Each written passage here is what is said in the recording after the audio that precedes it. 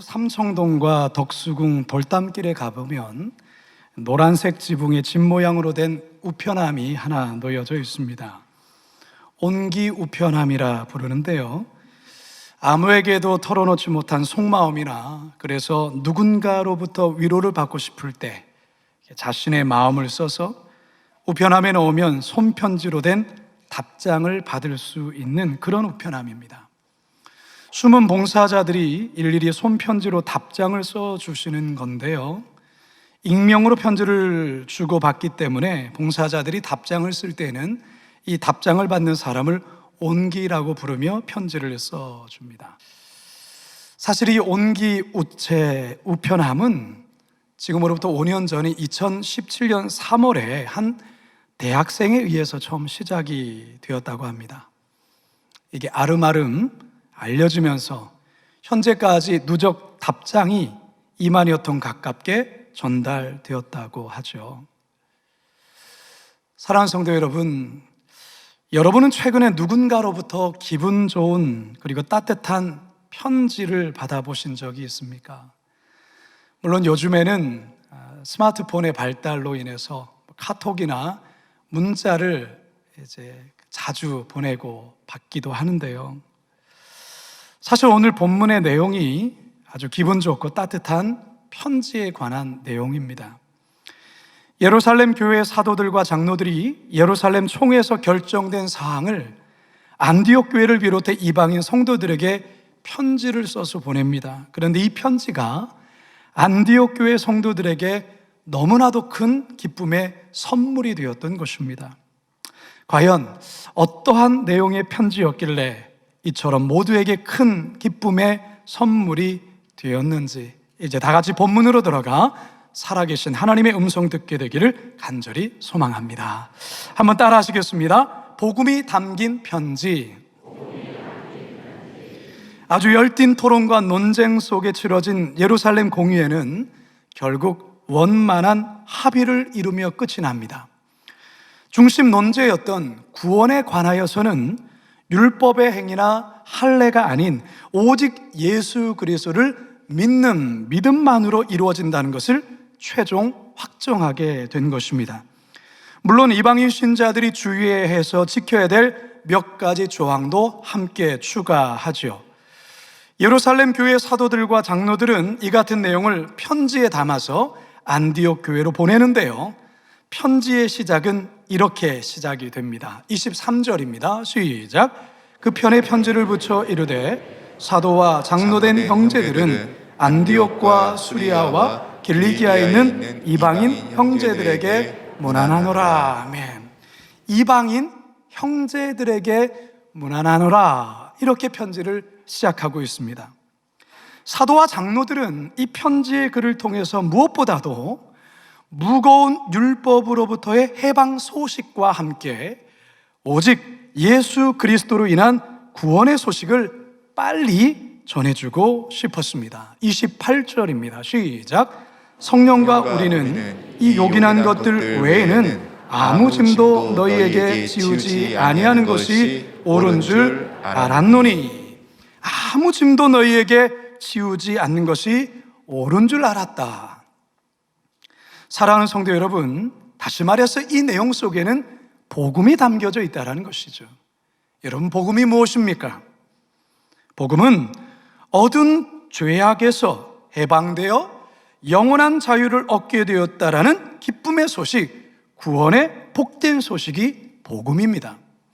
자격 없는 저와 여러분들을 위해 하나님이 그의 아들 예수 그리스도를 이 땅에 보내주셨고, 그를 십자가에 못 박아 죽이시면서까지 우리의 죄를 용서하시고 영원한 멸망에서 건져주셨다라는 이 소식, 이 복된 소식, 이것이 뭐라고요?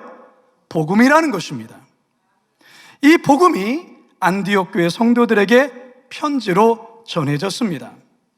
안디옥 교회 성도들이 예루살렘 교회에서 보내온 이 편지를 읽고 얼마나 기뻐하며 감격하는지 모릅니다. 30절 하반절, 31절 시작. 편지를 전하니 읽고 그 위로한 말을 기뻐하더라.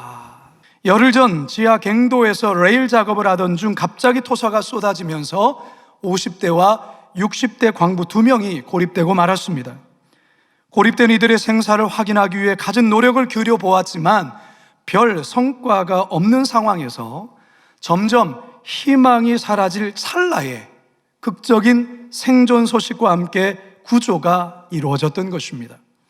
지하갱도 295m 지점에서 생존자들은 추위를 막기 위해 비닐을 둘러치고 마른 나무로 모닥불을 피워 체온을 유지했습니다. 작업할 때 가져갔던 커피 믹스를 먹으며 버텼다는 것입니다.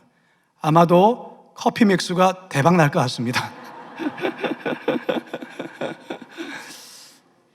어쨌든 그러나 이제 열흘 정도가 되자 체력도 바닥나고 소지했던 이 랜턴 배터리도 꺼지는 상황이 되자 이제는 정말 쉽지 않겠다 포기하려는 순간에 어디선가 5번의 이 폭발음이 들려왔다는 것이죠. 이 폭발 소리는 그야말로 이들에게 구원의 소리였습니다. 구원의 소리. 그리고 잠시 후 불빛과 함께 형님 하는 소리가 갱돈에 울려 퍼졌고 뒤이어 동료 광부와 구조대원들이 달려나와 구조했다라는 것입니다. 이 구조 소식이 이 한 주 내내 우울함과 참 애통함으로 보냈던 많은 국민들에게 단비와 같은 기쁜 소식으로 전해졌습니다. 희망의 끈을 놓지 않고 구조에 최선을 다한 이들이나 갱도에 갇혀 있었지만 희망을 놓지 않은 광부들의 노력이 이 같은 아름다운 결과를 얻게 된 것이죠. 이처럼 구원의 소식은 듣는 자나 전하는 모든 자에게 큰 기쁨이 되는 소식이라는 것입니다. 할렐루야. 여러분은 지금까지 살아오면서 누군가에게 위로가 되는, 위로를 받는 편지를 받아보신 적이 있습니까? 혹은 편지를 써보신 적이 있습니까? 여러분은 연애 편지를 써보셨습니까? 여러분 군대 간 아들에게 그리움을 담은 편지를 써보신 적이 있습니까? 아마 있을 거예요. 자, 그렇다면 여러분은 구원의 기쁜 소식이 담긴 복음 편지를 써보신 적이 있으십니까? 당신을 위해 아들까지 기꺼이 내어주신 하나님의 이 기가 막히고 놀라운 사연을 편지로 누군가에게 전해보신 적이 있냐라는 겁니다. 기독출판사 규장의 전신인 규장 문화사를 설립한 여운학 장로님이라고 계십니다. 이분은 평생도록 복음을 담은 편지를 써서 수많은 영혼들을 구원하시는 일을 하셨던 장로님이세요. 참 귀한 분이시죠. 이 장로님께서 지난 3월 15일에 90세 일기로 하나님의 부름을 받으셨는데요. 이분이 1989년에 이슬비 전도 편지라는 것을 새롭게 이렇게 새로운 방식의 전도 방법론을 개발해서 한국교회에 아주 센세이션을 일으키셨던 분이세요. 그동안의 전도 방식을 보면 너무 일방적이거나 선포적인 그런 어떤 전도 방식인데 이분은 감동적이고도 따뜻한 그런 글과 함께 복음을 담아서 일주일에 한 번씩 믿지 않은 자들에게 꾸준하게 편지를 보내었던 것입니다. 그런 가운데에 이 예수를 믿지 않은 이들이 마음의 문을 열고 예수님을 영접하는 놀라운 구원의 역사들이 있게 되었는데요. 이 일을 바로 이 여운학 장로님께서 시작을 하셨던 것이죠. 여러분, 2022년도가 이제 얼마 남지 않았습니다. 혹시 가족 중에 아직도 믿지 않은 부모님 계시다면, 혹시 아직도 예수님을 모르는 형제들이 있다면 복음을 담은 편지를 한번 써서 보내보시기 바랍니다. 그 복음의 편지가 영혼의 갱도에 갇혀 어둠 속을 살아가는 그들에게 구원의 아름다운 소식이 될 뿐만 아니라 영혼의 온기를 전하는 구원의 편지가 될 줄로 믿습니다.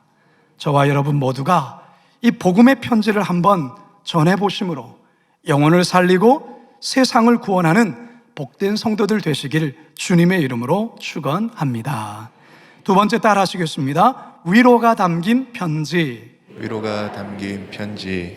예루살렘 교회 사도들과 장로들은 이 편지를 통해서 안디옥 교회 성도들에게 사과의 마음을 전합니다. 사과를 전하는 이유는 예루살렘 교회의 지도자로 인해 안디옥 교회에 너무나도 큰 혼란을 야기시킨 것에 대한 공식적인 사과였습니다. 24절 시작. 들은즉 우리 가운데서 어떤 사람들이 우리의 지시도 없이 나가서 말로 너희를 괴롭게 하고 마음을 혼란하게 한다 하기로. 말로 너희를 괴롭게 하고 마음을 혼란한 것에 대해서 미안하다, 죄송하다 사과하고 있다는 거예요. 동시에 안디옥 교회에 대한 무한한 위로를 전합니다. 위로를 전함에 있어서 편지의 글만이 아니라 유다와 실라라는 아주 예루살렘 교회의 큰 대표적인 지도자 두 사람을 특별 사절단으로 세워서 안디옥 교회에 직접 파견해 이 편지를 전달하며 위로를 전했던 것이죠. 25절에서 27절 시작. 사람을 택하여 우리 주 예수 그리스도의 이름을 위하여 생명을 아끼지 아니하는 자인 우리가 사랑하는 바나바와 바울과 함께 너희에게 보내기를 만장일치로 결정하였노라. 그리하여 유다와 실라를 보내니 그들도 이 일을 말로 전하리라. 아멘. 예루살렘 교회 이 같은 노력과 정성에 안디옥 교회 성도들이 너무나도 크게 감격해합니다. 기뻐하죠. 30절에서 31절 좀 전에 읽었지만 한 번 더 읽습니다. 시작. 그들이 작별하고 안디옥에 내려가 무리를 모은 후에 편지를 전하니 읽고 그 위로한 말을 기뻐하더라. 아멘. 사랑하는 성도 여러분, 교회는 세상에서 경험할 수 없는 특별한 위로가 전해지는 곳이 교회입니다.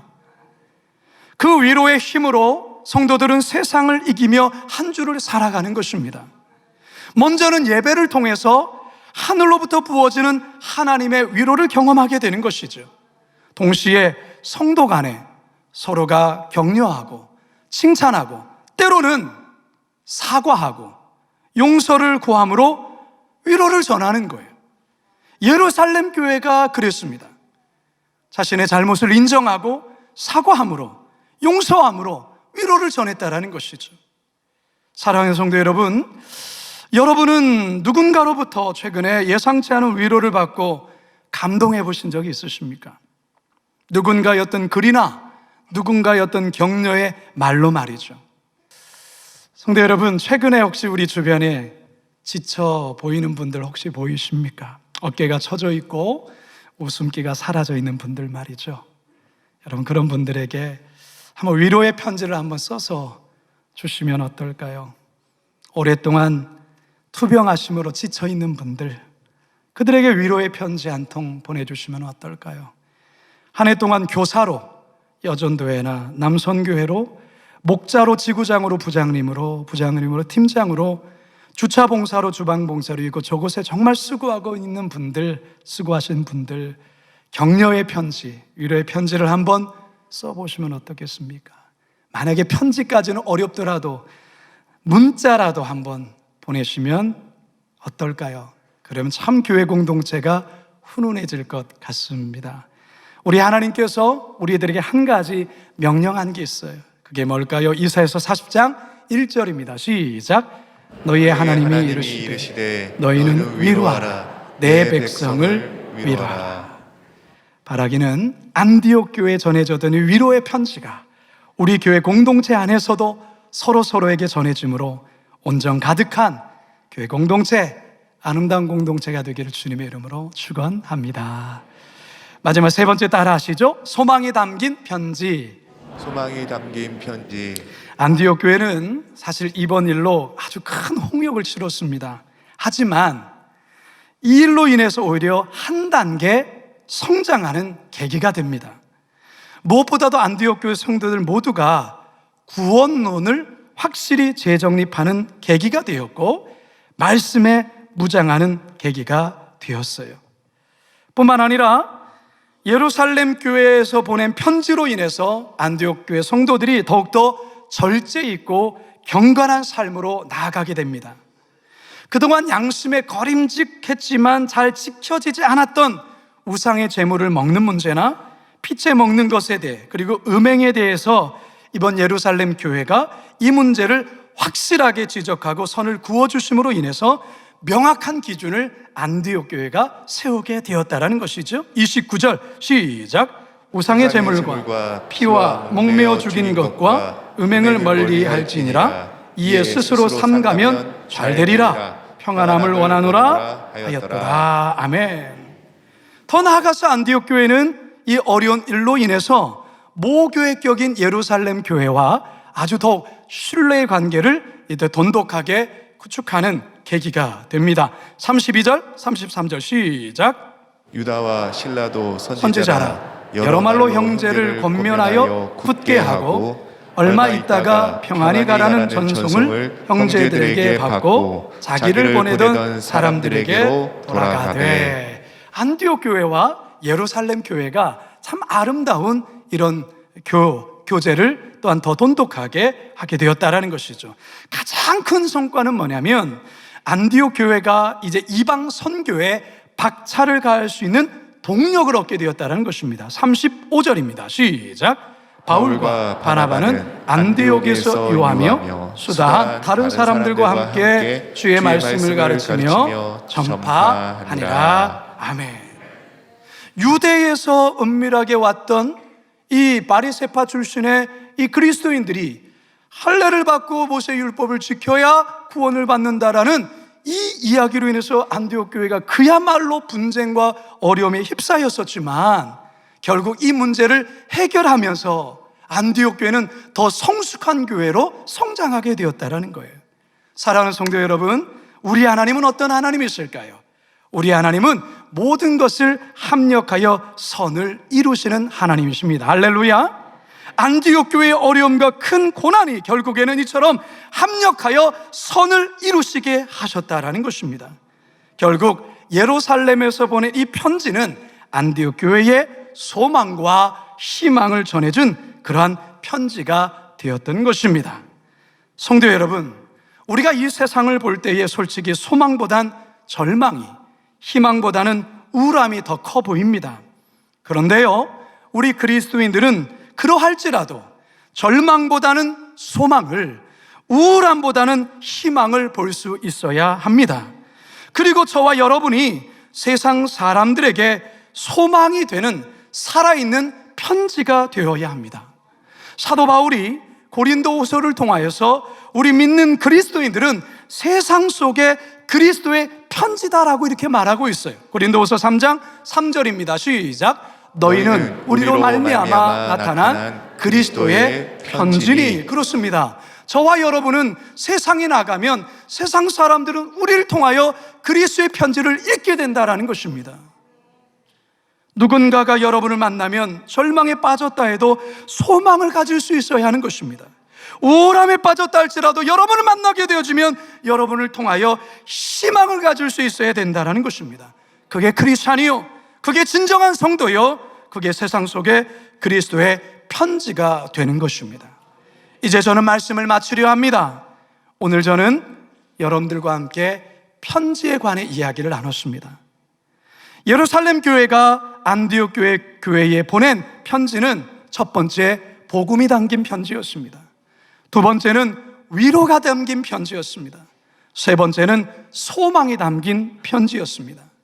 이번 한 주 동안 여러분 살아가시면서 여러분 누군가에게, 그 누군가에게 복음이 담긴 편지를 한번 쓸 수 있으면 좋겠어요. 위로가 담긴 편지를 한번 쓸 수 있으면 좋겠어요.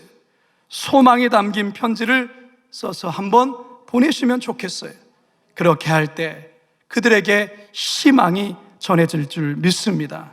그리고 여러분 자신이 세상에서 그리스도의 편지 되어서 우울하고 절망하고 비통하는 저들에게 희망을 전해주는 살아있는 그리스도의 편지가 다 되시기를 주님의 이름으로 축원합니다.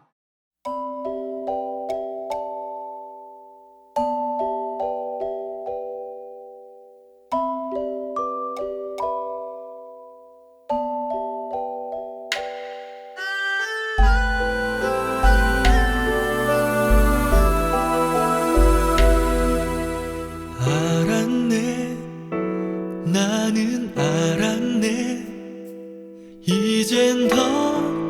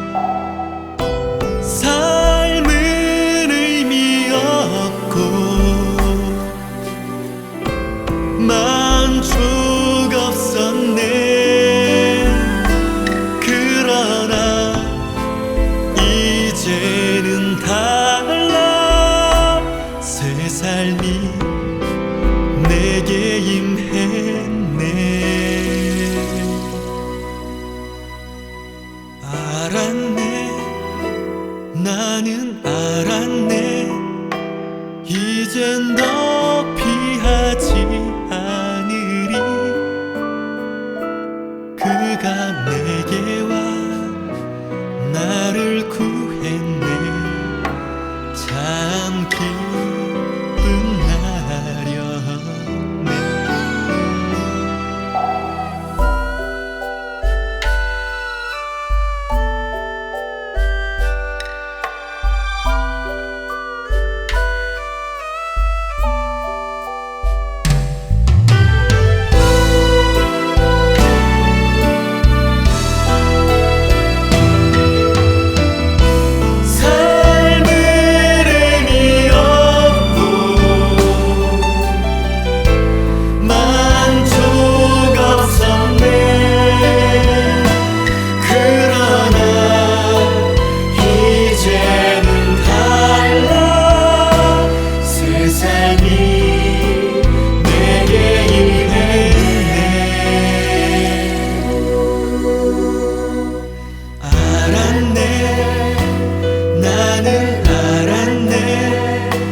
이젠 더 피하지 않으리.